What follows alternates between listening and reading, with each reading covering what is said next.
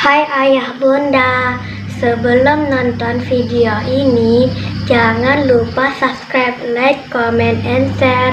Jangan lupa tekan tombol loncengnya, ceng ceng ceng ceng ceng.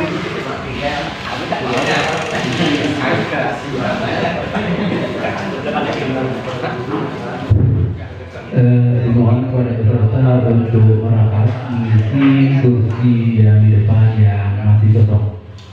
Perhatian kepada para peserta dimohon untuk merapat ke depan. Terima kasih.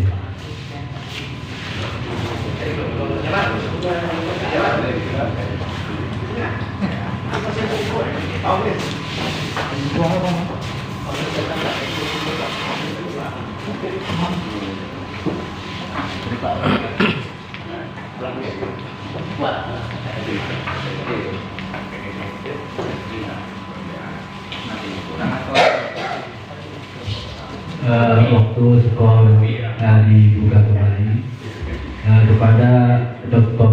Mawardi LCMA dimohon untuk melanjutkan pemaparannya. Waktu dan tempat disilakan. Ya. Bismillahirrahmanirrahim. Assalamualaikum warahmatullahi wabarakatuh.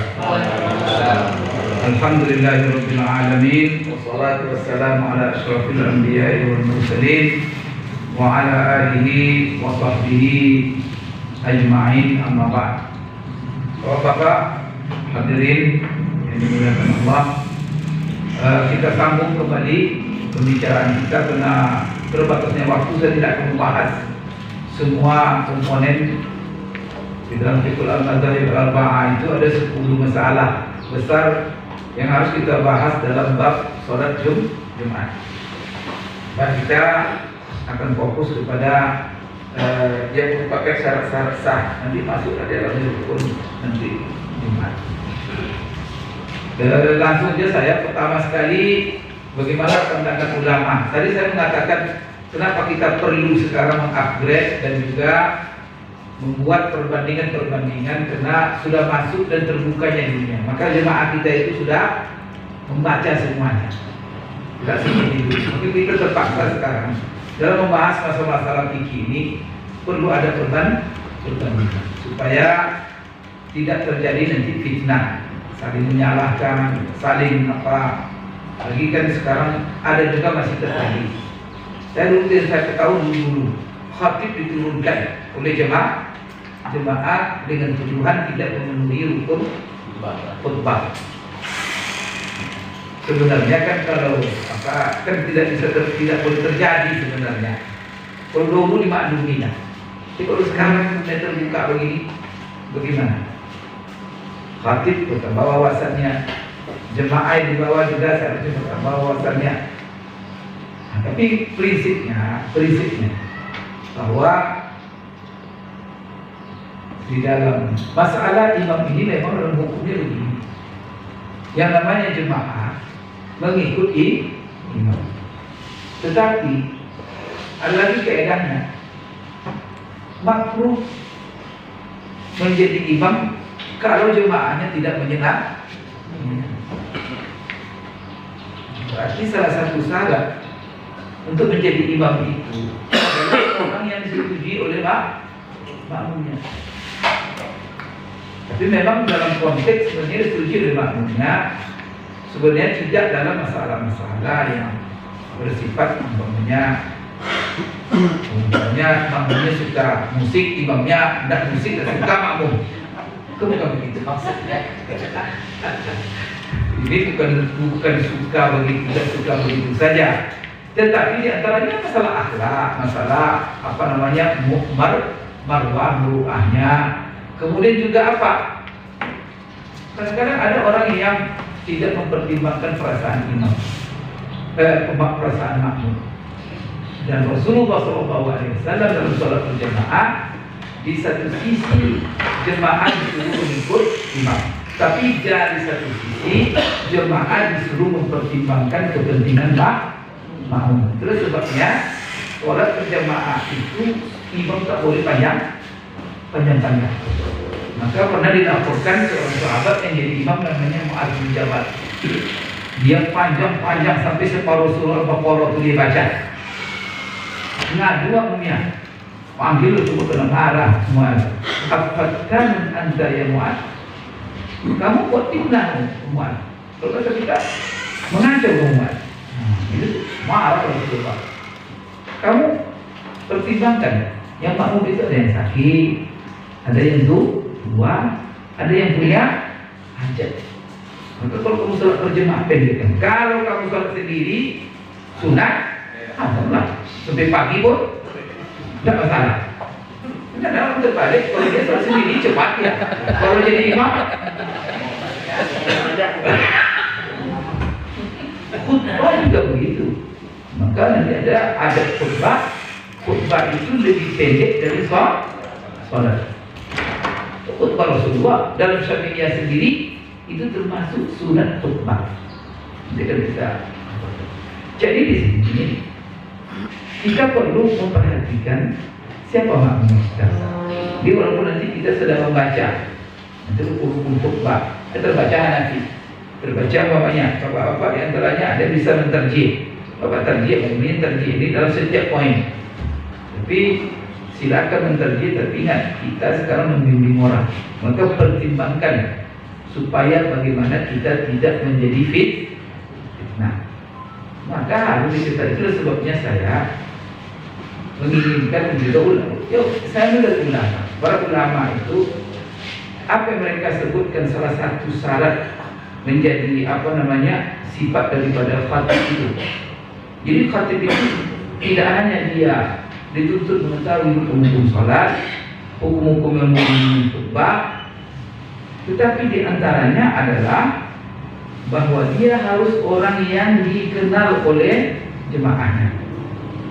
Harus dikenal dia di tengah-tengah jemaahnya, kemudian dia sendiri juga mengenal jemaahnya. Nah, itu dua timbal balik itu harus ada. Nah, sehingga nanti kalau dia menyampaikan khutbah tidak cocok dengan kondisi jemaah atau berlawanan dengan adat istiadat yang memang tidak salah secara agama, nanti dia memaksakan nanti membuat heboh, dia membuat kekacauan. Jadi yang penting pada khatib pertimbangkan bagaimana jamaah nanti mempertimbangkan dan dia harus mengikuti imam. Tapi kalau terjadi ketidaktahuan, maka dengan imam atau khatib mempertimbangkan jamaah meminimalisir terjadinya kekacauan. Nah, ini penting. Baik, kita masuk kepada syarat sholat Jumat. Nah, syarat sholat Jumat ini ada 3 macam syarat dalam sholat Jumat itu. Pertama sekali syarat sah dan syarat wajib. Kemudian yang kedua syarat wajib saja. Yang ketiga syarat sah saja. Nah, jadi ada 3 macam syarat sholat Jumat. Jadi ada namanya syarat sah dan syarat wajib sekaligus. Yang kedua syarat wajib saja. Kemudian yang ketiga syarat sah saja. Tapi ketiga-tiga syarat ini tidak ada tidak sepakat dalam semua mazhab.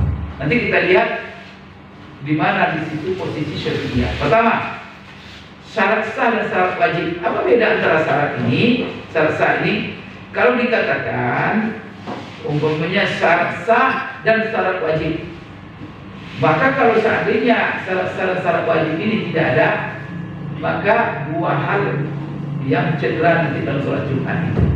Pertama, sholat Jumat adalah batal, kemudian dan dia tidak dituntut untuk mengganti. Ini 2 hal. Nanti ada lagi syarat wajib. Kalau syarat wajib ini bahwa kalau seandainya dia tidak ada, maka dia dituntut. Tidak dituntut dia untuk mengganti, tetapi perbuatannya itu sah. Nanti ada coba contohnya. Yang sah, syarat sah adalah kalau dia tidak ada, maka Jumatnya tidak sah dan dia dituntut. Gitu. Nah, sekarang apa yang menjadi syarat sah dan syarat wajib? Ada 3. Pertama, nanti jangan salahkan pula. Karena dia punya syarat. Nah, kita kan ketika mengetahui seperti ini, ada orang sholat Jumat di kampung. Karena di desa kan ada hakim, di kecamatan ada pengadi, dia tak ada sholat Jumat. Maka Hanafi itu sesuatunya Hanafi tidak mensyaratkan. Jumhur ulama tidak. Maka Korea pun, kalau Korea apa? Yaitu berkumpul di sana secara permanen, jumlah yang mana mereka sah semuanya sholat Jumat. Artinya 40 yang sah sholat Jumat. Kalau sudah ada itu rugi itu sudah wajib Jumat. Kalau Hanafi ada pengadilan itu oleh mereka. Dan ini ya tidak baca di buku-buku mereka. Seperti dalam buku maksud istaraksi wadhahirul mazhab fi bayan hadil misr jami' an yakuna fihi sultan aw qadi li iqamatil hudud wa tanfidil ahkam. Ini syarat bagi Syafi'i tidak perlu kita perpanjang karena ini hanya maka kalau Syafi'iyah syarat mereka yaitu adanya jumlah orang-orang yang bermukim di sana yang bilangannya menyebutkan sah salat Jumat. Saya tak perlu bacakan semuanya ya. Yang penting jumhur tidak mensyaratkan seperti disyaratkan oleh Hanafi. Kemudian yang kedua, apa syarat yang kedua? Ini juga Hanafi. Ini Hanafi ini banyak, itu saya kira banyak mengerjakan salat Jumat. Yang kedua adalah izin sultan. Dia harus diizinkan oleh pemerintah mereka menghadiri atau mendirikan sholat Jumat atau hadir yang mewakili pemerintah dalam sholat Jumat itu. Kalau tidak wajib Jumat. Ini juga bagi Hanafi. Sedangkan mazhab-mazhab yang lain termasuk Syafi'iyah tidak mensyaratkan sah atau wajib Jumat. Tidak ada hubungan dengan semua. Itu kan muncul orang-orang yang munculkan mazhab Hanafi di tengah-tengah kita. Karena mereka ingin pemerintah ini mengatur segala. Ini dalam buku fikih tertulis katanya. Dia nggak tahu bahwa itu adalah mazhab Hanafi. Ini yang kedua yaitu syarat izin sultan. Ini juga masih Hanafi. Kemudian yang ketiga, kalau ini semua sepakat, cuma mereka berbeda. Bahwa syarat wajib dan syarat sah sholat Jumat itu adalah masuknya waktu. Ini semua mereka sepakat, kecuali mereka berbeda kapan mulainya waktu sholat Jumat dan kapan berakhir. Kapan berakhir? Kalau Hanafi, mereka Hanafi, Syafi'i, Maliki, mereka sepakat di dalam awal waktu Jumat itu tergelincir matahari persis dengan sholat zuhur. Kemudian yang itu tiga Hanafi, masalah permulaan sholat Jumat kapan masuk. Tiga mazhab Hanafi, Maliki, Syafi'i mengatakan mulai tergelincir matahari. Satu-satunya mazhab yang mengatakan bahwa awal waktu sholat Jumat itu sholat duha, sama dengan waktu duha. Maka boleh dilakukan sholat Jumat itu jam 10 pagi. Jadi kalau yang berubah mazhab bapak di sini, ini khusus mazhab Hamba. Jadi mereka itu apa dalil mereka? Kias kepada sholat Idul Fitri.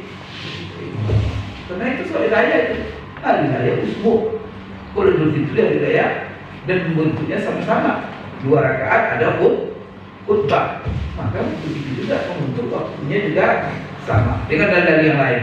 Yang penting Hanafilah bahwa waktu sholat Jumat itu adalah awal waktu sholat Id. Ini juga dalilnya ada hadis yang diriwayatkan oleh Daruqutni. Syahid itu Abdullah bin Saidan, syahidul Jum'ah ma'a Abi Bakar, fakanat khutbatuhu wa salatuhu qabla nisfin nahar. Jadi Abdullah ini dia bilang, saya pernah hadir sholat Jumat bersama Abu Bakar. Khutbah dan sholatnya selesai sebelum pertengahan hari. Hadis Jabir juga begitu. Karena yusallil Jum'ah thumma nazar ila jimalina fanurihuha hina tazulu syamsu. Artinya apa? setelah terbit Jumat tadi selesai sholat Jumat.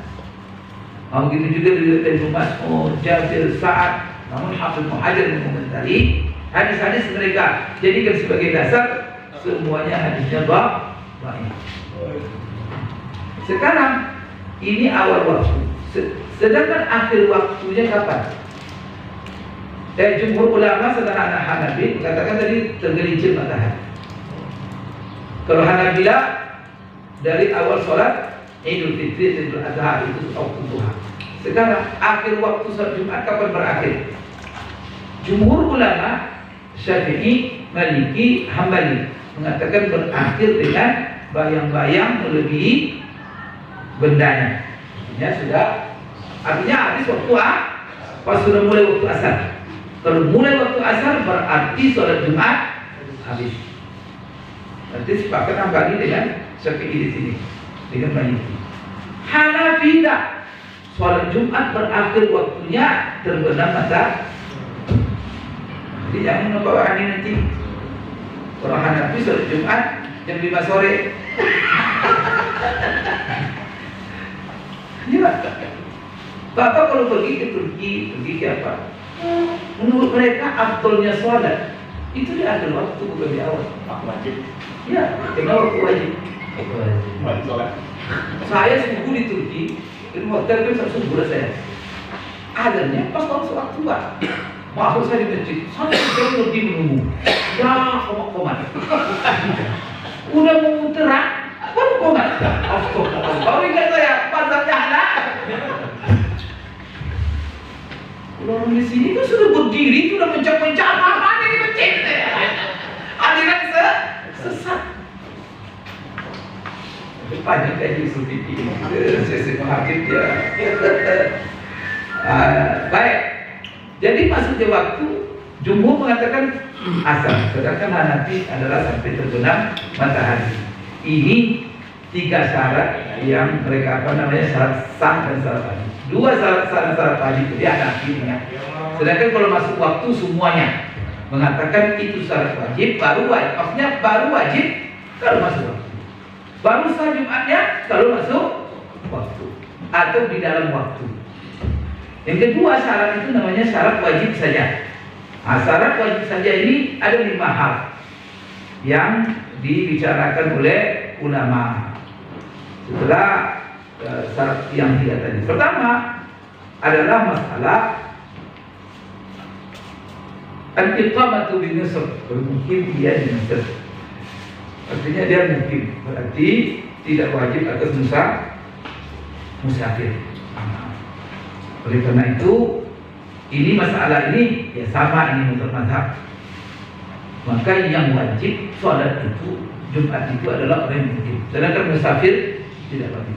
Sampai Syafi'iyah sendiri membedakan antara safar tawil dengan safar qasir. Safar tawil adalah safar yang membolehkan qasar 83 kilo lebih kurang.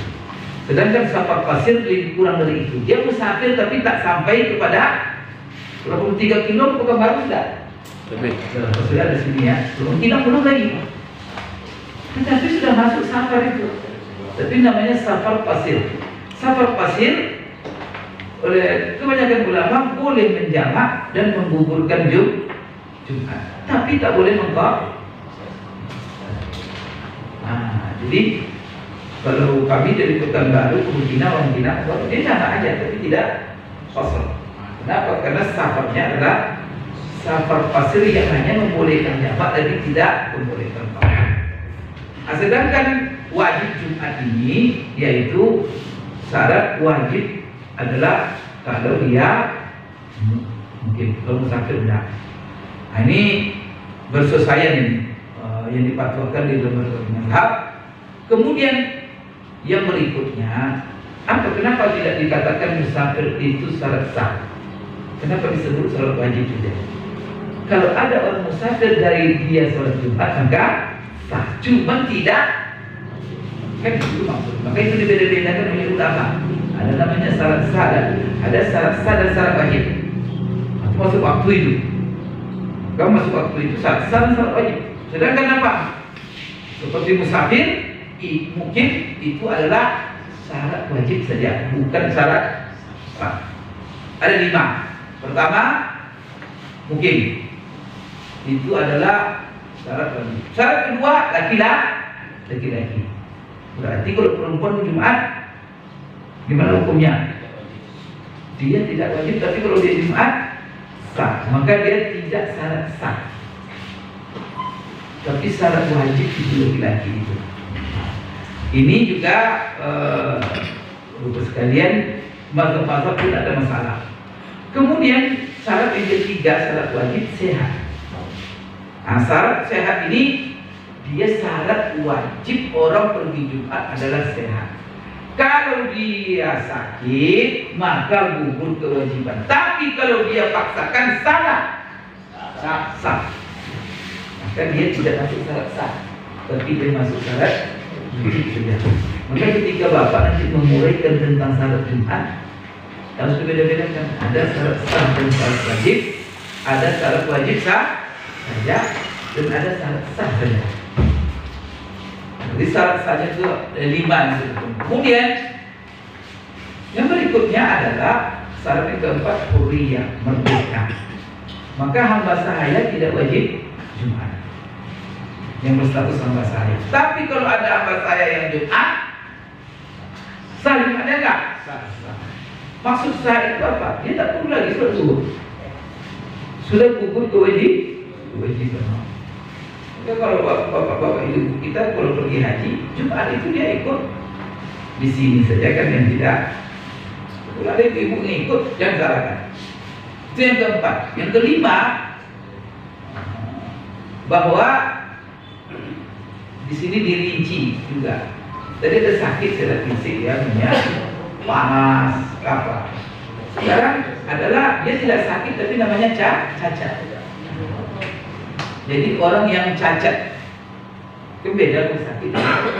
Ada orang yang selamat tidak cacat tapi dia sakit. Tapi ada yang cacat tidak sakit, punya kaki ada, tapi dia sehat. Bagaimana? Maka tidak cacat ini menjadi syarat wajib. Cacat yang memungkinkan dia, yang tidak memungkinkan dia pergi Jumat sendiri kecuali dibantu, didorong di kursi roda atau seperti dia buta. Maka misalnya tak ada pembimbing yang membawa dia ke masjid, maka di sini dicontohkan seperti orang yang buta. Bagaimana kalau seandainya ada orang yang membimbingnya? Ayo Jumat saya bawa. Maka menurut jumhur termasuk Syafi'iyah hukumnya wajib. Itu bilang semua orang buta nanti. Kalau seandainya ada pembimbing wajib ya. Tapi kalau dia tidak ada, maka di sini dia gugur. Maka ini yang keberapa sudah 5 ya. Ini semua yang kelima ini adalah merupakan syarat. Kemudian di dalam masalah lain lagi, syurutus sihah, syarat sah saja. Syarat sah ini ada 4. Berarti syarat sah wajib tadi ada berapa? 3. Syarat wajib saja 5. Sekarang apalagi menjadi syarat sah saja, tapi dia tidak merupakan syarat. Pertama, maka di sini. Tapi kalau syarat sah ini otomatis menjadi syarat wajib dia. Pertama adalah khutbah. Berarti kalau seandainya ada orang yang Jumat tapi tidak ada pakai khutbah, berarti Jumatnya tidak sah. Kalau tidak sah, Jumatnya harus diulang. Seperti tadi itu kan yang syarat wajib tadi, kan ada tadi dia harus di Mesir, dia harus. Kalau seandainya dilakukannya gimana? Dia tidak sah tapi tidak dituntut. Itu bedanya nih. Apa beda syarat sah dan wajib dengan syarat wajib, syarat sah saja. Kalau syarat wajib dan sah kan tadi apa? Bahwa dia harus tinggal di Mesir, lalu dia melaksanakan sholat Jumat, berarti sholat Jumatnya di sisi tidak wajib dan tidak sah. Tetapi ketika dia tidak sah dituntut dia enggak. Tapi kalau seandainya syarat sah yang tidak diapakannya, bahwa sholat Jumatnya tidak sah, tetapi dia dituntut menjadi hutang bagi dia. Dan ini disyaratkan dia mendahului sholat. Nanti di sini khutbah ini bagaimana kriterianya? Maka Syafi'iyah masing-masing para ulama ini sekarang tidak masuk dalam masalah khutbahnya langsung, karena kita sudah berbicara tentang salah satu syarat sah Jumat itu adalah khutbah. Apa yang menjadi syarat oleh para ulama? Saya jelaskanlah perbedaan pendapat ulama di dalam masalah rukun khutbah ini. Masalah rukun khutbah atau ahkamul khutbah di sini banyak sekali. Pertama dibahas oleh ulama ini masalah khutbah. Wa hiya syartun li sihhatil jum'ah, yaitu syarat sah Jumat. Itu boleh dikatakan sepakat ulama. Kemudian mereka sepakat mengatakan dua khutbah itu syarat sahnya Jumat. Kecuali Hanafiyah, mereka melihat yang menjadi syarat cuma satu khutbah. Jumhur ulama Malikiyah, Syafi'iyah, Hanabilah mengatakan dua khutbah itu syarat sah. Sedangkan Hanafi mengatakan yang syarat cuma satu. Maka kalau ada orang khutbahnya sekali saja, langsung dia selesai, tidak ada duduk antara dua khutbah. Sah Jumatnya tak? Sah menurut Hanafi. Menurut Syafi'i? Jadi dua khutbah menurut Hanafi cuma sunnah. Sekarang apa yang menjadi dari jumhur? Ya perbuatan Rasulullah sallallahu alaihi wasallam. Karena Rasulullah di dalam khutbahnya adalah selalu dua khutbah. Kemudian juga dua khutbah itu di dalam dalil aklinya oleh mereka itu menggantikan 2 rakaat zuhur. Maka Jumat itu kan 2 rakaat. 2 rakaat itu mana lagi katanya? Khutbah pertama 1, khutbah kedua 1. Kalau kurang khutbahnya nah memang dalilnya bi annal khutbataini uqimata maqama rak'ataini wa kullu khutbatin makana rak'atin fal ihlal bi ihdahuma kal ihlal bi ihda rak'ataini. Ini ada nih di dalam buku Malikiyah, dalam buku Syafi'iyah. Kenapa? Karena dua khutbah itu posisinya menggantikan 2 rakaat zuhur. Setiap khutbah 1 rakaat. Maka kalau 1 khutbah tidak ada, berarti hilang 1. Baik, itu syarat sah khutbah. Sekarang apa yang menjadi rukun-rukun khutbah? Nah, coba Bapak Ibu saya ingin menjelaskan sesuai dengan mazhab. Baik, di sini berbeda pendapat ulama. Kita mulai daripada mazhab yang tertua adalah mazhab Hanafi. Mazhab Hanafi mengatakan rukun khutbah itu cuma 1 aja. Bertahmid atau bertahlil atau bertasbih. Kalau naik Hanafi la ilaha illallah, turun ya azhar.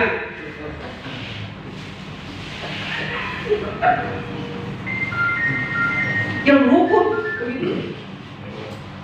Atau dia bilang subhan, selesai itu. Hey there. Atau dia bilang Subscribe to my channel and also press this bell icon. Jadi ini masuk dalam istilah ulama mustahil yang keempat. Kenapa dalilnya? Ada dalilnya. Idza nudiya lis-salati min yaumil jum'ati fas'au ila zikrillah. Itu mendengar khutbah. Berarti khutbah itu cuma zikir sudah terbayar oleh sebab.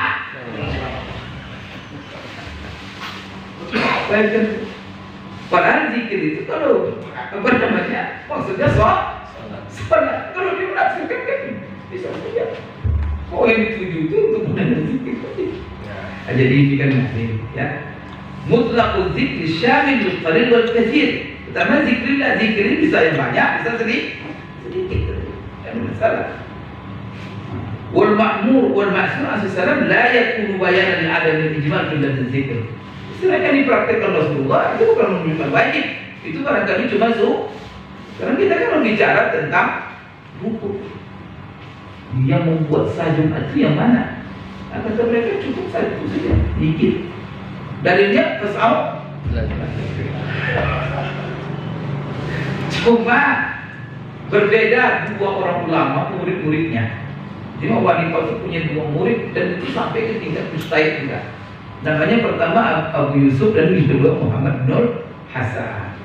Yang dua ini dia murid cuma banyak berbeda dengan gurunya. Maka dulu belajar itu tidak ada berarti. Tapi dengan catatan orang berbeda gurunya sudah sampai makam ilmunya. Jangan mulai belajar langsung berbeda. Atau yang baik. Maka kita di tahap belajarnya kalau awal belajar kosong mulai dengarkan dari dulu. Terus kan ada sekolah baru mulai belajar langsung pulang dulu. Itu teroris nanti. Maka guru itu didengarin aja dulu. Itu kalau sudah banyak ilmu boleh. Kita sebabnya dulu kita belajar pada ulama kita di matan dulu kan, dihafal matan itu, diamalkan, itu bisa disolat. Udah habis itu lengkap mazhab itu baru perban. Nah, situ mulai bermunakah, berdiskusi. Tidak ada tahapan-tahapan ilmu itu kan. Ada orang yang memperhatikan tahapan ilmu ini, akhirnya kadang-kadang tidak beradab. Baik, jadi dua murid ini mengatakan zikirnya harus panjang, tidak boleh pendek. Sampai disebut khutbah. Pikir subhanallah, itu tidak khutbah namanya itu katanya. Isi khutbah itu namanya berkhutbah. Tentu ada panjang. Sedangkan Malikiyah melihat bagaimana pula rukun khutbah itu. Malikiyah melihat bahwa rukun khutbah itu minimal disebut khutbah menurut orang Arab. Ini namanya begini ya, kembali kepada huruf. Nanti diserahkan kepada huruf. Kamu punya khutbah. Bagaimana cara khutbahnya? Ya, menurut kalian khutbah itu yang bagaimana? Nanti diserahkan kepada huruf namanya. Ada. Walau saja ini, sekalipun hanya dua saja. Ada yang membaca ittaqullaha fima amar wantahu amma naha anhu wa zajar. Cukup itu. Berarti bagi mereka wasiat itu cukup. Kalau dia naik Assalamualaikum, ittaqullah, selesai itu. Waf'alu ma amar wantahu anhu ma zajar. Selesai. Fa in sabbaha wa halala wa kabbara, kalau hanya bertasbih saja dia bertakbir, tidak ada di situ wasiat, maka tidak sah khutbahnya. Kalau Hanafi tidak sah, kalau Maliki tidak. Terus berbedanya itu ulama-ulama mujtahid mutlak semua itu. Kita dengan mereka ya antara langit dan bumi. Ibnu Arabi dari kalangan Hanafi, Maliki, dia mengatakan aqallaha, paling sedikit adalah memuji Allah. Ada alhamdulillah, ada selawat kepada Nabi, kemudian ada sedikit wasiat dan ada baca Quran. Tapi itu kan Ibnu Arabi yang jauh sudah setelah Imam Malik. Artinya itu dari ulama Malikiyah. Dia yang memberikan batasan. Sekarang mazhab ketiga setelah Maliki apa? Syafi'i. Syafi'i dalam masalah Jumat ini, setelah saya baca paling ketat di antara mereka. Artinya Bapak ketahui, Bapak menghadapi orang Syafi'iyah, maka harus detail dilihat. Yang sunat oleh orang lain dibilangnya syarat sah. Nanti kita akan lihat. Ini supaya kita tahu dan kita menyesuaikan. Nah, itu maksudnya masyarakat kita seperti ini ya. Maka tidak salah masyarakat nanti ulang oleh mereka dengan satu lagu diri dia. Batik, dasar. Ulang Jumat semuanya. Kalau zuhur nanti jemaah semua. Pertama, di 5 rukun oleh mereka. 5 rukun khutbah Jumat. Pertama sekali adalah alhamdulillah. Dan harus ada lafaz alhamnya. Tak boleh diganti dengan lain. Kalau dia bilang usni ala Allah, ya kan? Ini ganti itu kan? Umajidullah, ganti ahmadullah atau alhamdulillah. Maka kata mereka harus lafaz alhamdu dan tidak boleh pula lillah itu diganti dengan alhamdulillahirrahman. Harus ada lafaz jalal. Ini pertama yang menjadi rukun. Kemudian kedua adalah solat. Berarti mereka tidak mengatakan syahadatain tidak rukun. Yang menjadi rukun solat. Kita ada itu semacam mereka. Yang mengatakan rukun dan syahadatain itu mazhab hamba ini pula. Jadi ini enggak. Berarti bisa alhamdulillahirabbil alamin wassalatu wassalamu ala asyrofil anbiya. Tidak ada masalah. Maka kalau kita menambah syahadat itu kelengkapan saja. Jadi yang kedua adalah sholawat atas Nabi. Kemudian harus di situ ada lafaz sholatnya, wassalat. Jadi rubah-rubah yang lain. Namanya warahma ala nabi. Karena sholawat antaranya lah atau wal maghfirah ala nabi sallallahu alaihi wasallam. Tidak bisa. Jadi tidak bisa diganti dengan, maka harus berbunyi kata salat. Apakah wassalatu atau wal musalli wal musall? Tetapi ada akar kata salat di situ. Kemudian menyebut nama Nabi dengan namanya. Wassalatu ala Nabi. Dengan namanya atau dengan sifatnya. Harus ada itu. Maka tidak cukup alhamdulillah, ya kan? Sallallahu alaihi wasallam. Kan ada nama. Maka kita selalu Allahumma shalli wa sallim ala sayyidina Muhammad.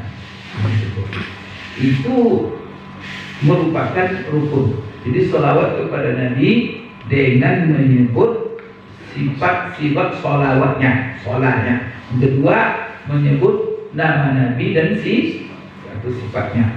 Kemudian yang ketiga menurut mereka adalah wasiat bertakwa. Itu hukum itu dalam khutbah. Cuman wasiat bertakwa ini tidak mesti dengan ada kalimat takwa. Tidak harus. Tetapi bisa mendatangkan redaksi yang maknanya adalah takwa. Hai umat Islam, laksanakan seluruh yang diperintahkan Allah, jauhi larangan Allah. Kata takwa kan ada, sah itu tidak sah. Karena itu wasiat takwanya sudah ada. Maka kita kan amma ba'd, fa ya ayyuhal muslimun usikum bittaqwallah. Usikum wa nafsi bittaqwallah. Jadi ini adalah wasiat. Dan ini harus ada di dua khutbah. Khutbah pertama, khutbah kedua. Di khutbah kedua ada tambah rukun. Di khutbah kedua rukunnya adalah berdoa untuk orang beriman. Jadi ada dibagi rukun khutbah ini dalam syariah. Pertama di khutbah pertama, kedua-duanya harus ada. Kemudian ada rukun dia adanya di khutbah kedua. Tapi ada rukun boleh di khutbah pertama, boleh di kedua. Kalau sudah ada di salah satu, maka sudah terpenuhi rukun. Nah, maka ada di 5 itu semua. Maka kalau tadi puji kepada Allah, sholawat, kemudian apa lagi? Wasiat, itu di kedua khutbah. Yang keempat adalah doa untuk orang beriman kira-kira itu adalah di khutbah kedua. Yang kelima baca ayat Quran. Maka baca ayat Quran boleh di khutbah pertama, boleh di khutbah kedua. Maka lihat nanti, perhatikan khatib. Kalau sudah baca ayat dia, apakah di khutbah pertama atau khutbah kedua itu sudah cukup. Jadi tidak harus dia membaca ayat di setiap khutbah. Begini. Dan ini yang kita ketahui adalah tidak juga sepakat. Tapi ini yang kuat diamalkan oleh sebagian Syafi'iyah. Karena dalam rincian-rinciannya padat sekali kilatnya. Itu sendiri bingung kadang-kadang membacanya. Seperti kalau aku ingin melihat Ustaz baca Rawdatul Talibin. Karena Rawdatul Talibin itu salah satu buku yang menjelaskan khilaf di dalam mazhab. Jadi kalau ada yang memaksa-maksakan, maka itulah pegangannya Rawdatul Talibin. Maka namanya kitab itu oleh Imam Nawawi Rawdatul Talibin wa Umdatul Mufti. Ini taman bagi para mahasiswa, tetapi juga pegangan bagi para mufti. Maka di situ dia jelaskan setiap masalah kalau ada khilaf, dijelaskan. Ini di sini ada dua pendapat Imam Syafi'i. Ada qaul jadid, ada qaul qadim. Kadang-kadang ada tiga pendapat. Satu qaul qadim, dua qaul jadid. Ada kan 5 pendapat dari Imam Syafi'i saja. Barulah Imam Mazhab. Kalau Imam Mazhab, wujud namanya. Lihat di masalah salah satu wujud. Jika saya bacakan juga sebagian nanti. Baik, jadi ayat yang dibaca harus ayat yang dipahami. Tidak boleh potongan ayat yang tidak bisa dipahami. Contohnya ada ayat summa nazar. Ada ayat itu bahasa ya ada jadi Pak. Nazar. Ya apa namanya? Ya ayyuhal mudaththir. Qala Allah Ta'ala ya ayyuhal mudaththir. Sadaqallahul azim. Ya apa yang karena itu baru nida. Mudadanya belum isi nidanya apa? Maka baru ya ayyuhal mudaththir qum atau minimal. Maka dia bilang kenapa kalau dia baca itu tidak dipahami, tidak bisa dipahami. Kemudian juga tidak boleh membaca ayat yang tilawahnya sudah dinasahkan. Itu juga tidak sah. Kemudian dia sah di khutbah pertama atau khutbah kedua, tapi disunatkan, dianjurkan di khutbah pertama keberadaan khutbah ini. Dan mereka semua berdalil kepada perbuatan Nabi. Jadi inilah hukum khutbah bagi Syafi'i. Kalau ada yang 5 ini, ayo sudah. Harus sudah orang hati-hati melihat khutbah ini ada yang 5 ini. Diperhatikan mereka itu. Kalau tidak, nggak khutbah. Dan dengan selawat. Kemudian kalau rukun menurut Hambali 4 jemaah. Hambali mengatakan pertama memuji Allah, Abdullah dengan lafaz. Yang kedua solawat dengan sigat ada solawat. Kemudian bagi mereka mau izah memberikan dia termasuk. Jadi mau izah ini tidak mesti wasiat takwa dari, tapi memberikan pelajaran, memberi nasihat. Kenapa? Karena ini yang menjadi tujuan khutbah. Maka kalau menurut Syafi'i wasiat itu tidak ada pemauizah khutbah selesai. Maka banyak orang kita mencit-mencit.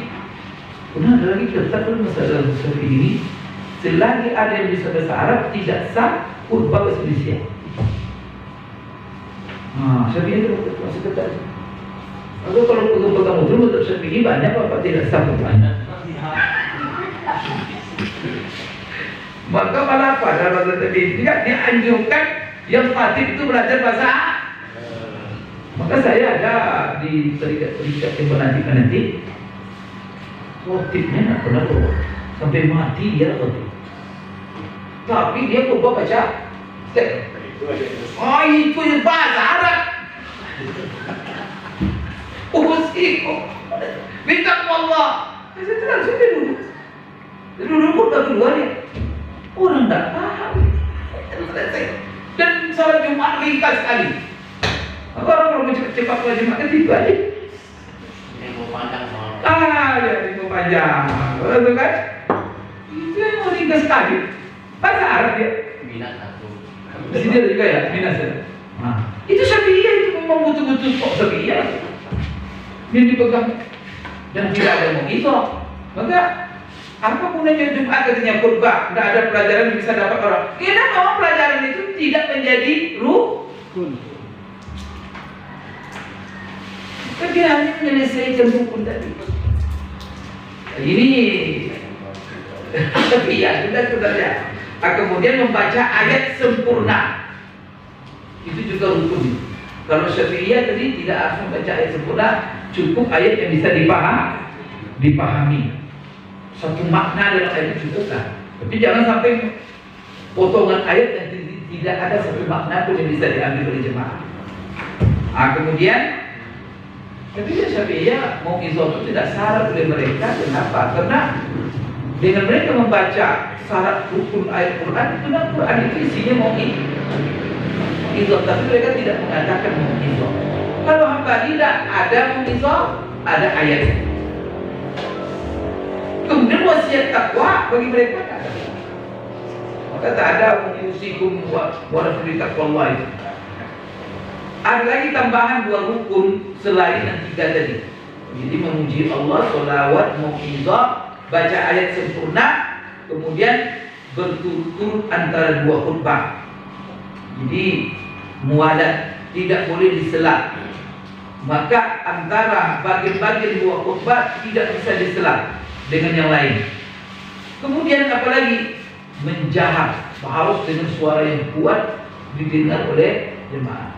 Di yasma' minimal didengar oleh 40 orang. Kalau 10 orang depan yang dengar, itu tidak salah kan? Kalau Syafi'iyah tidak salah al-jahar itu, cuma nanti masuk dalam sunnah. Berarti rukunnya menurut Hambali juga 5 sebenarnya. Memuji Allah, sholawat, mau'izah, apa lagi? Baca ayat sempurna, kemudian mualat ditambah lagi jahat, yang harus didengar oleh minimal orang yang sah salat Jumat. Berarti berapa? Hitungannya 40 orang. Ini Bapak sekalian banyak ya. Dalam masalah lain itu gitu. Bapak rukun salat tahu nggak? Rukun salat itu berbeda pendapat ulama. Yang sepakat rukun salat itu ulama cuma 6 rukun. Wudu juga. Wudu itu Hanafi mengatakan rukun wudu 4 semua. Semuka, 2 tangan, nyapu kepala, 2 kaki. Tertib itu tidak rukun. Maka kalau bisa saja orang Hanafi wudu kaki dulu, tangan dulu. Tertib bagi mereka hanya empat rukun. Ada tak Maliki? Rukun itu 7 gitu. Udah ada 7 ini, udah tahu. Apa Maliki? Niat, semuka, 2 tangan, kepala, kaki, menggosok-gosok, kemudian berturut-turut. Tertib tidak rukun. Jadi 2 mazhab mengatakan tertib tidak rukun. Maliki 1, 7. Datang Syafi'iyah 6. Kita kan 6 dulu kita. Niat, semuka, 2 tangan, nyapu kepala, kaki, berturut-turut. Enggak. Orang Syafi'iyah kalau bunyi handphone duduk, halo, gitu kan? Halo. Nah, kok di Maliki di toko apa itu? Tak tahu itu Bapak.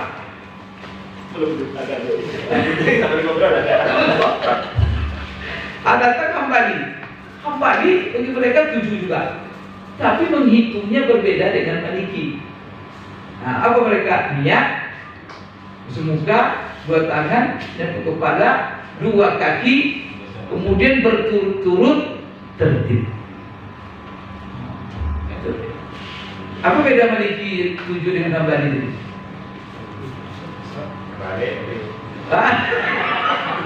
Kalau Maliki tertib tidak ada, tapi ada bagi mereka menggosok. Coba lihat, kalau semuka nanti Bapak coba lihat orang yang berwudu orang Maliki. Wudhu ya, wudhu itu Pak. Jadi yang berwudhu berdiri cuma orang sepi. Pasalnya kan gini kena kakinya itu. Aku tak tahu mana ini tendangnya itu. Apa perlu apa? Karena menggosok-gosok anggota itu hukumnya hukum. Tak sah wudhu kalau tidak di. Kalau tidak kan?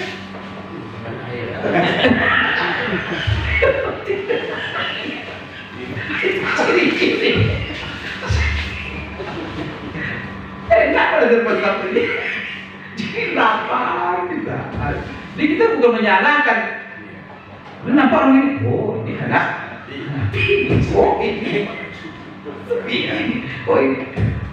Tapi orang Arab kalau yang belajar, ini kan misalnya kepala berapa? Atau berbeda pula. Dua mazhab sebagian. Dua mazhab seluruh. Dua mazhab sebagian ini beda pula. Kalau yang pertama 1/4 minimal. Kurang 1/4 tidak sah. Itu Hanafi. Syafi'i asal bisa disebut nyapu, atau sudah selesai itu. Walaupun satu dia ada Syafi'i ya. Bingung mazhab yang lain. Maka pagi itu ngaji kita di toko kepala.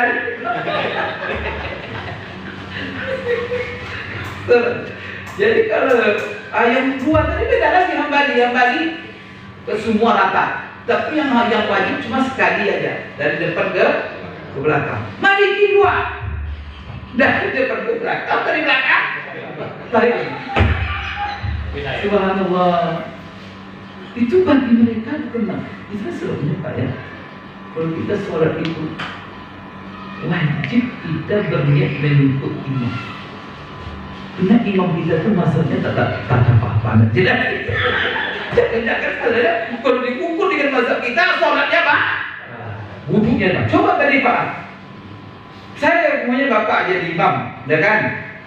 Pentingnya masalah tidak dia ini. Apa masuk masjid ya, sehingga masjid. Imamnya ada imamnya. Masuk dia bawa istri. Apa semua masuk masjid cium istrinya? Masuk dia. Jadi kira-kira bapak ikut kah?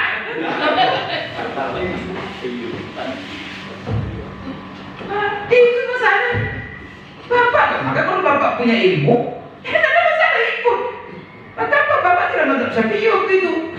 Saya sholat asar saya itu mengikut akhir mazhab sekarang saya Allah mazhab saya mazhab. Ini anak ini apa? Kenapa Nabi baru batal wudhu kalau berhubung suami istri baru batal? Kalau sudah cium walaupun pakai nafsu, tak ada salah.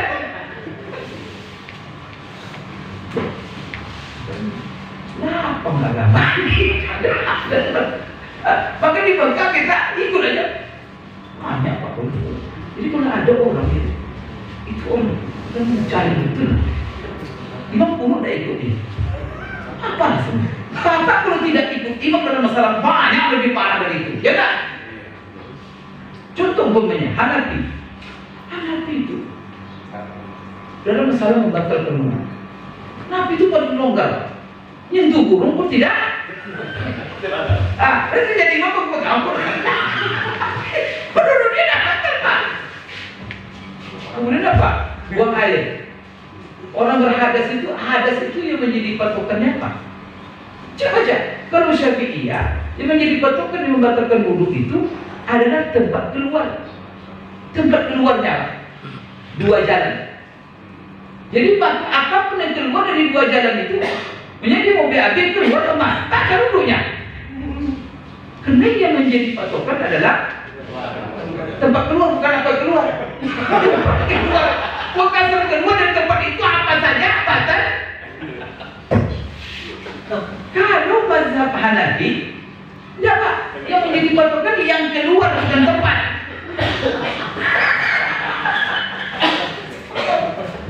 Apakah kalau bapak berdiskusi sampai kiamat tak selesai itu? Masing-masing punya dah. Apa dibilang tempat keluar? Yang menjadi patokan yang artinya setiap najis yang keluar dari badan. Mohon maaf nih, kalau maka orang kalau keluar najis dari badan, maka orang berbekam itu menurut Hanafi batal wudhunya. Karena dia mengeluarkan najisnya itu yang menjadi patokan. Dan manapun keluarnya. Kalau Syafi'i enggak, yang menjadi tempat kalau najis keluar tidak di situ, tidak batal. Maka orang berbekam menurut mazhab Syafi'i, maka orang Hanafi kalau dia penati, lihatnya orang Syafi'i berbekam. Setelah berbekam dibersihkan dia tempat darah itu. Jadi imam dia nak kena ikut orang Hanafi, Pak. Karena orang ini tidak sah berdebatan wudhunya. Jadi kapan kita ini bertemu umat Islam ini? Maka alhamdulillah, masya Allah, ulama sepakat semuanya kalau kamu udah sholat ngikut imam. Tidak ada mazhab Syafi'i lagi Muhammadiyah dan itu. Kau tahu apa? Nanti dari mana pula dia tidak ngikut urut dengan ikut imam. Kalau dia melawan imam dengan urut, tidak sah sholatnya. Oh, berapa tidak sah? Karena ju'ilal imamu liyu'ta. Tapi kalau dia berniat melawan dalam hal ini, padahal mazhab imamnya Syafi'i. Mazhab Syafi'i kalau tidak urut malah ganti sujud. Pula itu. Maka apa agama ini? Tidak ada apalagi penajis. Maka di Mekah nyatu semua. Tidak ada mereka apa. Orang Syafi'i tidak ada tuh urut. Karena salam dan urut ya tidak urut. Jadi ini apa namanya, kalau seperti Malikiyah dan Hambali, dia menghitung dua, tempat keluar dengan yang keluar. Maka kalau seandainya sempat keluar emas, menurut Syafi'i tidak ada lah. Tapi menurut Maliki, Hambali batal. Sedangkan apalagi Hanafi tidak batal. Karena Hanafi yang penting yang keluar najis. Sekarang muntah. Kalau ada orang muntah, Pak, ini mohon maaf berak muntahnya. Betul wudhunya tidak? Syafi'i tidak batal. Karena orang pun yang keluar berak, tapi tempat keluarnya bukan dua ya. Karena yang dipatokkan oleh Syafi'i tempat. Begitulah Pak mazhab masalah itu. Gimana kita ini? Anda suruh berbuat banyak itu. Mereka masing-masing menghitung. Tapi kan mana yang tidak ketemu. Jadi kalau sudah khatibnya apa ya ikut aja. Jangan protes kok. Cuma saja kan jemaah banyak tidak tahu dalam menyikap menghindari fit. Maka imam harus memperhatikan.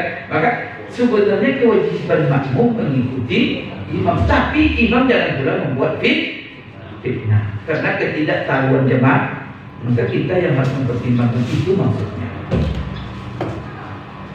Ini ada salah sebenarnya di situ kan. Baik. Kemudian apa syarat-syarat khutbah? Syarat sah khutbah dari kan syarat Jumat kan. Sekarang khutbah itu dibicarakan oleh ulama rukunnya, kemudian ada syarat sahnya. Barangkali Bapak dikritik orang nanti bukan di rukun tapi di syarat sah. Sekarang kita perhatikan. Jadi ada sebagian syarat yang mereka sepakat bahwa khutbah itu sah.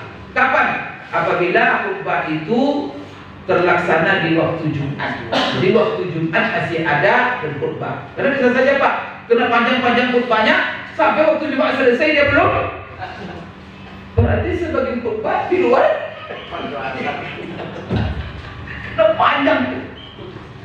Sudah terlambat kalau Jumatnya khutbahnya panjang lagi. Jadi permasalahan ulama bagaimana hukumnya kalau orang masih khutbah waktu Jumat sudah habis. Jadi waktu Jumat tadi saya katakan waktu zuhur mulai dari setelah tergelincir sampai masuk waktu asar. Itu menurut jumhur ulama. Sedangkan tadi menurut Hanafilah waktunya mulai dari waktu duha. Kemudian sampai nanti waktu asar. Kemudian Bapak Ibu sekalian dari mereka punya dalil semua. Kemudian di sini menurut yang lain tidak ada masalah. Waktu Jumat harus terjadi pada waktu Jumat. Sekarang yang kedua syarat sah itu adalah khutbah harus sebelum sholat. Maka apabila dia khutbah selesai sholat baru khutbah, maka harus mengulangi sholatnya. Nah, itu menurut jumhur ulama. Kemudian juga yang ketiga, apa syarat sahnya? Syarat sah khutbah itu apabila khutbah dihadiri oleh jemaah yang mana bilangan mereka bilangan sah salat Jumat. Berarti Pak, jangan khutbah kalau 20 orang datang. Maka pastikan khutbah dimulai 40 sudah. Nah, ini yang menjadi pembicaraan. Sekarang berbeda pendapat ulama berapa bilangannya, itu berbeda. Jadi harus hadir jamaah yang jumlahnya sahihan, yang menghadiri mendengarkan khutbah. Berapa bilangan itu? Hanafiyah mengatakan boleh 1 orang selain imam, berarti cukup 2. Maka kemarin di Muslim Corona banyak fatwa ulama, fatwanya Hanafi, sholat Jumat di rumah. Kalau ada banyak dari anak laki-laki 1, bapak 1, ya sudah Jumat aja berdua. Untuk Hanafi banyak kemarin itu fatwa ulama saya baca. Jadi sholat Jumat di rumah ada sholat. Kenapa cukup 2? Malikiyah mengatakan wajib hadir 12 orang di 2 khutbah. Di minimal 2 khutbah itu berapa? 12. Ini fa illam yahduruhuma min awal lam yuttafa bidzalik. Kalau tidak hadir 12 tidak sah juga. Dan tidak sah khutbah. Kenapa? Karena itu kedudukannya sama dengan 2 rakaat zuhur yang sisa. Sedangkan Syafi'iyah dan Hanabilah, ini kedua-duanya sama, harus hadir 2 khutbah itu minimal 40. Maka besok bapak 30 orang baru khutbah, bapak menunjuk jemaah. Patip turun dulu. Kita tidak perlu. Belum ada waktu ini. Kalau berani. Tunggu dulu. Bapak kan kaget nggak baca kan?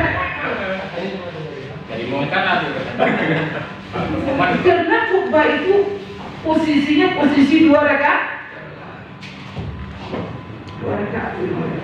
Nah, jadi di sini syarat sah khutbah ini harus ada sejumlah orang. Kemudian di sini ada keterangan seperti hadir semuanya. Kemudian sebelum selesai khutbah, kemudian pulang jemaahnya, nanti ditunggu lagi katanya, diulang lagi. Begitulah ketatnya dalam masalah bilangan ini Syafi'iyah dan semua. Kemudian yang keempat adalah raf'us sauti biha, yaitu mengangkat suara dalam khutbah. Berarti khatib harus yang punya suara. Kalau tidak ada suara, jangan khatib. Dan isu yang mana harus didengar oleh jumlah yang muktabar selama tidak ada mani. Kecuali ada petir kan, kan tak terdengar dan lagi ketaikan itu. Tapi sekarang kan ada mikrofon, cuma sudah ada aturan khutbah tak boleh dengar keluar dalam masjid saja. Karena mic akan diatur kan. Dan kita saja itu Ramadan nanti tidak ada lagi. Tapi betul tuh Pak ya, saya bukan membela ya, secara kajian fikih betul. Yang keluar itu cuma azan Pak. Azan itu cuma syiar. Karena nggak ada. Rasulullah mana? Rasulullah itu yang azan itu. Kalau azan kan di atas gedung, disuruhnya Bilal. Jumat ini Pak, asal kaki azan. Malah Jumat itu tidak ada azan di atas. Azan cuma azan ketika khatib naik mimbar dan itu di depan khatib. Tapi kalau sholat zuhur, enggak. Ada rumah, salah satu rumah di samping masjid itu tinggi. Di situlah Bilal dan Rasulullah suruh naik. Disuruh angkat suara tinggi-tinggi. Setelah azan, Muhammad di dalam. Kemudian sholat tidak pernah kedengaran kedua. Sekarang dengan kemajuan teknologi mikrofon ini, kan masyarakat pakai. Sekarang sebenarnya kan didudukkan hukumnya apa? Baca Quran, tarawih, ya kan? Jam 3 Jakarta, memang tak bisa tidur kita. Maka saya lihat orang-orang muslim itu mungkin merasa terganggu. Jam 3 azan subuh di 5 baru. Jam 3 sudah. Bukan hanya azan bangun. Kalau Islam itu ada.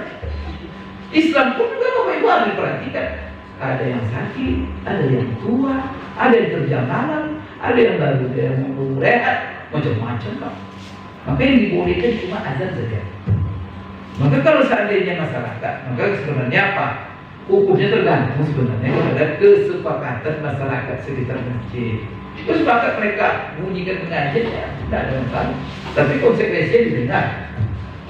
Kenapa Pak Edi mohon maaf? Itu merendahkan Quran juga. Kalau kita dengarkan Quran semua orang sibuk mendengar itu. Padahal Allah katakan idza quri'a al-Quran disuruh kita dengar apa? Jangan dipaksakan orang dengar. Orang tidak siap.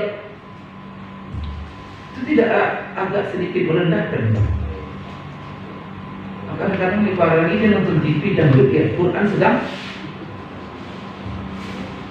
Maka ini saya ya kalau sesungguhnya saya ada ketujuhnya kiasnya kemarin itu salah teman. Semua kita salah kias. Saya itu aturannya saya ya ada masalah karena kalau kita baca kita pikir gitu. Cuma kok kiasnya ke situ itu aja kita sayangkan. Sebenarnya banyak kias kan. Jadi di sini harus suara. Kemudian apakah wajib para jemaah mendengar khutbah? Ini juga menjadi masalah. Tidak pula. Jumhur mengatakan wajib. Ini jumhur ulama dan haram berbicara. Kecuali yang boleh berbicara cuma khatib atau orang yang diajak bicara oleh khatib. Itu juga boleh berbicara khatib kalau seandainya ada orang yang celaka. Misalnya mau jatuh, apakah pelakon di bawah? Pelakon tidak ada masalah. Karena itu darurat. Idza quri'a al-Quran fastami'u. Idza qulta li sahibika cuma anzid wal imam yaktub faqat. Mazhab Syafi'i dalam yang qadim itu sepakat berjumhur. Sedangkan ini yang apa ini? Dalam mazhab Syafi'i di kaum yang jadi ini yang terbaru, dia mengatakan tidak wajib insaf dan tidak haram berbicara. Itu sebabnya masjid-masjid Syafi'iyah pada heboh macam. Memang dalam terjadi tidak wajib berdiam. Akan tidak wajib diam dan tidak haram.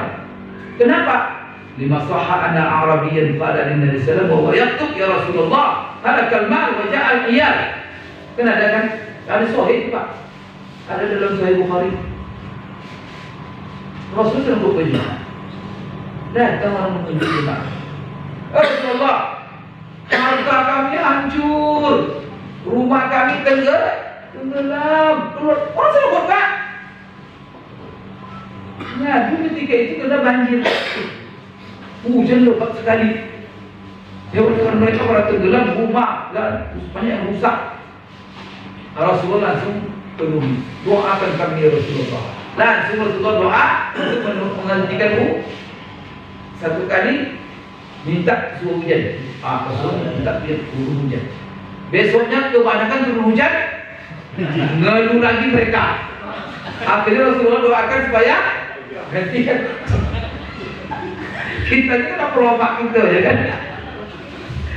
Pak, yang menjadi janji saya kuat kan. Rasulullah sedang berkorban dia baca. Tak ada Rasul bilang, hei batal Jumat kamu. Kalau itu haram pasti Rasul tegur. Kamu telah melakukan yang, kenapa kamu tidak tunggu saya dulu tadi setelah korban? Rasulullah dia bala Rasulullah memenuhi permit. Waktu dari Syafi'iyah sini. Tapi perlu juga Pak. Hadis-hadis tadi, apabila kalau mengatakan kepada teman kalian ansep, la muhtah dibacakan supaya makmum mendengar. Yang benar menurut Imam Syafi'i dalam pendapat yang baru tidak wajib pola itu tidak biasa. Tapi kan hak tidak wajib. Jadi sudah semuanya mengatakan ya jangan sampai ya Pak. Jadi yang tadi wajib mendengar itu bukan wajib. Perintah mendengar itu karena ada kasus ini berarti perintah mendengar hukumnya sunat. Berarti ada dalil yasrifu anil wujub yang memalingkan dari. Kemudian kelima yaitu berturut-turut antara rukun khutbah dan antara dua khutbah dan antara keduanya dan antara sholat. Nah, ini semuanya juga syarat sahnya khutbah. Jadi berturut-turut ya. Tapi kalau ada sedikit pemisahan itu tidak ada masalah, tapi dianggap sedikit.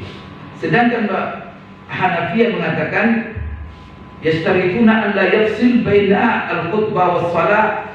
Jadi mereka syaratkan tidak dipisah antara khutbah dan salat dengan makan atau dengan pekerjaan, minum. Kemudian kalau dia tidak memutuskan, kama idza tazakkara fa'ihu fil jum'ah faqara bi qada'iha. Jadi ada kan dia salat yang mukut lalu dia antara khutbah salat dulu dia salat qada. Ini khatib turun dia dan salat dia sendiri. Kemudian baru dia salat Jumat. Tetapi di sini kalau pendapat ulama-ulama yang lain seperti kita seperti aja kalau Malikiyah Syafi'iyah mengatakan inda ada mimma yakhutub. Oh, ini sudah masuk kita ke masalah yang lain, yaitu masalah bahasa Arab. Di qauluha bil artinya tentang Pak dan syarat masalah khutbah tadi. Kalau seandainya tadi kita sudah singgung sedikit, apakah syarat sah khutbah berbahasa Arab atau tidak? Maka di sini mengatakan bahwa dia anjurkan semuanya, mereka mengatakan bahasa Arab karena Rasulullah tak pernah khutbah dalam bahasa yang lain. Kemudian apa yang dimaksud bahwa dia itu berkhutbah dengan bahasa Arab? Nah, ini sama dengan sholat, karena sholat itu tidak boleh dicampuri dengan bahasa lain selain bahasa Arab. Abu Hanifah mengatakan kalau rincian dalam bahasa itu sahkah khutbah dengan selain bahasa Arab? Imam Abu Hanifah mengatakan sah, sekalipun khatib orang yang menguasai bahasa Arab. Maka seperti kita pada bahasa Arab, khutbah Indonesia sah. Kemudian juga Bapak sekalian, jumhur ulama selain Hanafiyah mengatakan kalau selama dia bisa bahasa Arab tidak sah dia khutbah dalam bahasa lain. Maka diizinkan cuma bagi khatib yang tidak bisa bahasa Arab. Kalau Bapak bisa bahasa Arab semua? Enggak. Alhamdulillah. Dari bahkan Malikiyah, Pak. Malikiyah dia bilang ini salah ketat sekali. Malikiyah kalau seandainya tidak ada di kalangan yang hadir bisa berkhutbah dalam bahasa Arab, gugur Jumat bagi mereka. Maka tidak perlu Jumat. Nah, sedangkan Syafi'iyah mengatakan, di sini nih Syafi'iyah, kalau seandainya tidak ada orang yang bisa bahasa Arab, in amkana ta'allumul Arabiyyah utiba bihil jami'. Maka kalau seandainya ada yang memungkinkan untuk belajar, maka semuanya dituntut fardu kifayah. Maka wajib dia berjemaah Jumat itu Pak, diutus dia belajar bahasa Arab hanya untuk supaya dia khutbah. Itu kata Syafi'iyah. Jadi hukumnya fardu kifayah. Kalau seandainya tidak mereka lakukan itu, mereka katanya afau. Wala jum'ata lahum bal yusalluna zuhur. Bahkan mereka itu apa? Salat zuhur. Sehingga Qadhi Husain itu seorang ulama besar dalam mazhab Syafi'i ditanya aja, apa hikmahnya khutbah itu dengan bahasa Arab? Padahal banyak orang-orang Syafi'iyah yang tidak tahu bahasa Indonesia ini. Berapa jumlah Muslim terbesar di Asia Tenggara ini? Nah, paling banyak tidak tahu bahasa Arab. Apa manfaatnya itu? Kalau seandainya berkhutbah itu bahasa Arab, kadang paham apa gunanya? Maka dia jawab apa? Dia katakan begini, kalau seandainya tidak tahu, padahal faedahnya supaya mengetahui apa isi pelajaran di dalam khutbah. Kemudian di sini dia mengatakan bahwa khutbah itu adalah ta'abbud. Kalau bahasa kita itu apa namanya? Dia ghairu ma'qulatin. Hanya sekedar, jadi dalilnya apa tuh? Mujarradul ittiba. Hanya semata-mata mengikuti Rasulullah. Rasulullah tak pernah khutbah kecuali besar. Begitu juga kita laksanakan. Ini kan Bapak sekalian, istijah namanya metode beristihad. Ada yang tekstual, ada yang kontekstual. Maka Hanafi selalu mengatakan konteks, ya. Maka di sini Hanafi yang berluas. Hanafi walaupun dia menguasai bahasa Arab, boleh dan sah berkhutbah dengan bahasa yang lain. Apalagi, maka dia lebih melihat kepada konteks tujuan khutbah supaya sampai pelajaran itu kepada yang mendengar. Ini adalah masalah syarat. Kemudian yang ketujuh adalah masalah niat. Syarat dari sah khutbah itu niat. Apakah syarat khatib itu harus berniat untuk khutbah? Di sini Bapak Ibu ada dua mazhab yang mensyaratkan. Hanafiyah, Hanabilah. Hambali mengatakan harus khatib itu berniat supaya khutbahnya sah. Maka kalau dia tidak berniat, maka tidak sah khutbahnya. Itu berdasarkan hadis innamal a'malu binniyat. Sedangkan Malikiyah, Syafi'iyah mengatakan tidak syarat niat sah khutbah. Maka Bapak pernah niat khutbah? Sengaja aku berniat untuk khutbah karena Allah itu. Tapi Hanafi Hambali baik. Sekarang sunan khutbah. Tapi apa yang sunat menurut yang lain wajib. Coba lihat. Sekarang apa yang disunatkan dalam khutbah? Di sini ada yang sepakat, ada yang berbeda pendapat. Sunat yang disepakati dalam khutbah, tapi sunat kayak bukan wajib. Bahwa khutbah itu di atas mimbar. Ini pakai mimbar. Berarti memakai mimbar dalam khutbah itu hukumnya cuma jangan nanti dibatalkan Jumat karena mimbar tak ada. Bisa kita berpaling pada yang begini. Karena itu cuma sunat. Kemudian bisa disunatkan letak khutbah mimbar itu di sebelah kanan imam. Maka kita mimbar kita kan ada kan di sebelah kanan. Nah, ini sunat juga. Dan itu mengikuti Rasulullah SAW. Kalau seandainya mimbar tak ada, maka bisa dipilih tempat agak tinggi. Kalau ada kursi berdiskusi dan sama. Kalau tidak ada tempat.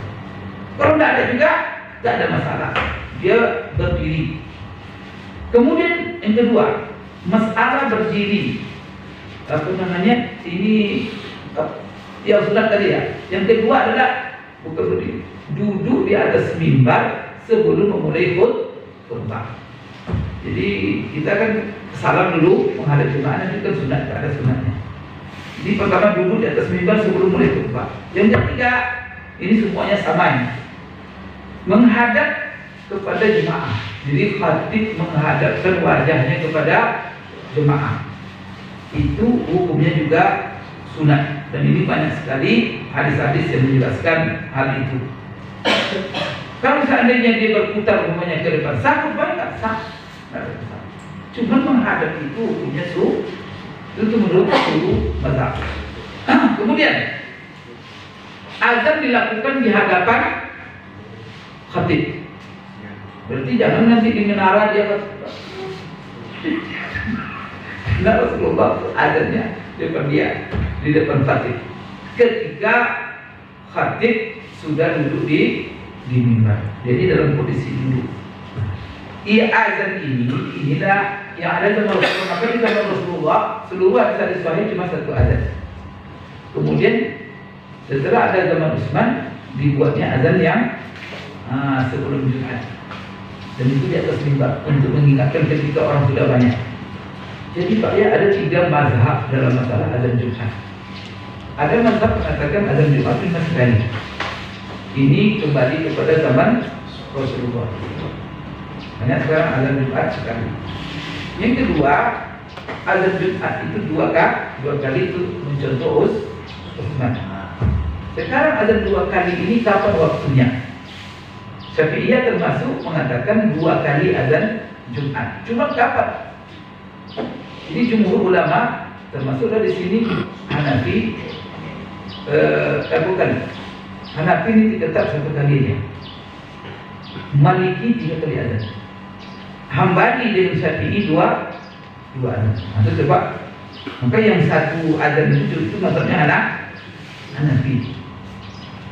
Kalau 3 kali azan Maliki.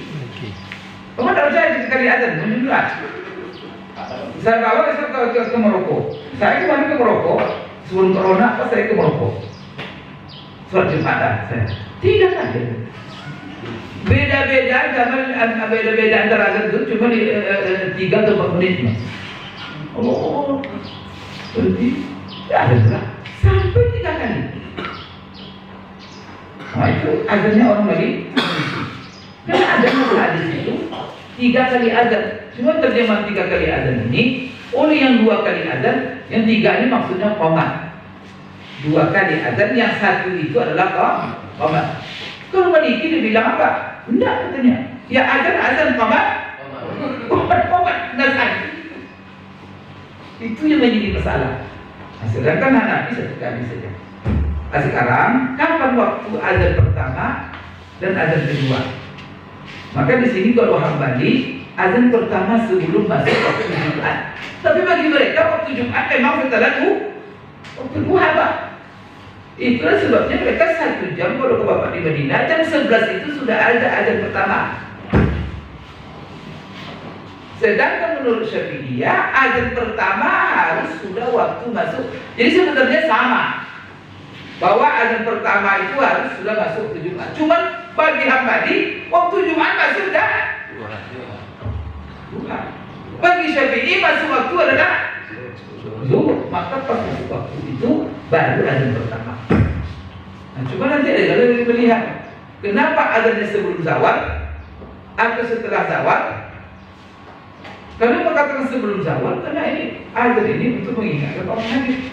Kalau pas waktu Jumat aja itu baru diingatkan dia. Kapan dia mati? Kapan apa? Upah selesai.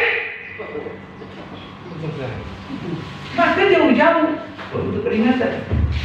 Nah, sekarang begini, apakah azan pertama untuk mengingatkan waktu Jumat masuk atau untuk mendorong orang hadir Jumat? Itu masalahnya. Kalau menurut Syafi'iyah menunjukkan waktu masuk. Menurut Hambali tidak, supaya mengingatkan orang siap sih. Pak itu. Nah, sekarang kan ada. Kalau sudah azan maka harus datang dan tak boleh jual beli. Nah, apa hukum jual beli ketika azan? Dan azan yang mana maksudnya? Apakah azan pertama atau azan? Di situ berbeda pula. Nah, sekarang Syafi'iyah azannya 2 kali, yaitu azan pertama setelah masuk zuhur. Setelah itu Syafi'iyah mengatakan ada qabliyah Jumat. Maka setelah azan pertama sibuklah sholat qabliyah. Karena memang orang Syafi'iyah ada qabliyah, Pak. Setelah qabliyah baru khatib naik mimbar baru azan kedua. Itu yang berlaku. Itu jangan disalah-salahkan itu. Itu mazhab, itu masalah Perlibawan ini sampai kiamat itu selesai. Maka sekarang bisa masing-masing mazhab. Jadi kalau orang ngomong itu bapak acara di kitab sunnah begini katanya. Bukan sunnah, Pak. Sebab maksud sunnah itu apa? Sunnah menurut mazhab itu. Semuanya pasti ujungnya tapi mereka berbeda. Dari ada yang pasti, Pak. Makanya tadi itu ini sunnah menurut Syafi'i. Ini sunnah menurut Imam. Ini semuanya sunnah. Karena tidak ada orang mengklaim dia aja yang betul. Di situ kan nyasarnya sekarang. Mengklaim dia yang paling.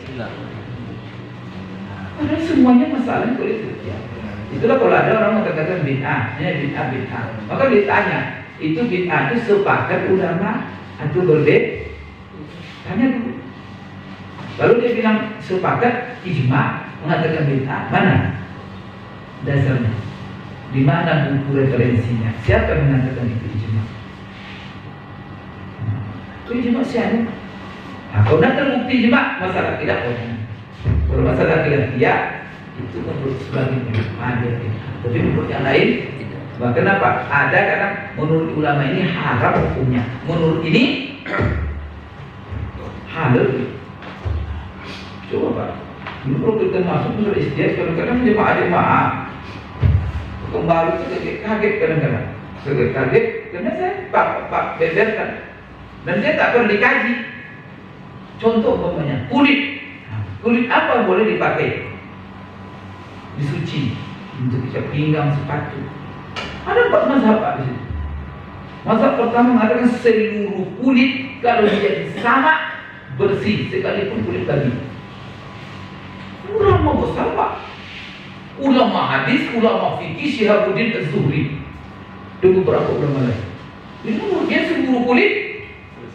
Kenapa? Ada hadis memang ngomong baliknya. Ayyuma ihadin dubila faqad tahura, kulit apa saja yang sama.